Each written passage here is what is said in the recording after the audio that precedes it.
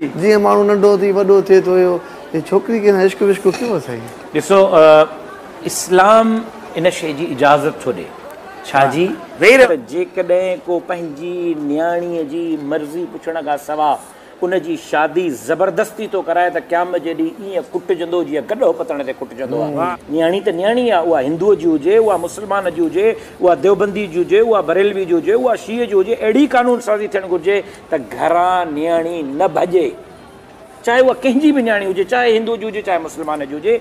लिहाज़ा न्याणियुनि खे बि हक़ ॾियणु घुरिजे, वालिदैन उन्हनि जी मर्ज़ी सां उन्हनि जी शादी कराइनि। ऐं यकीनन मां पंहिंजी मर्ज़ी सां शादियूं कयूं, मुंहिंजूं 2 शादियूं आहिनि, 2 शादियूं मुंहिंजी मर्ज़ी जूं शादियूं, लेकिन हिकिड़ी आहे शादी करणु, हिकु आहे कंहिंजे इज़त सां खेॾणु, उहो ग़लति आहे।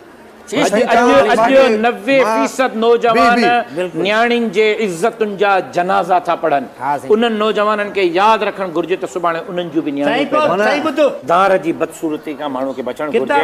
ऐं यकीनन जेकॾहिं को कंहिंजी इज़त सां खेॾे थो, उन खां वधीक बदकिरदार कोई माण्हू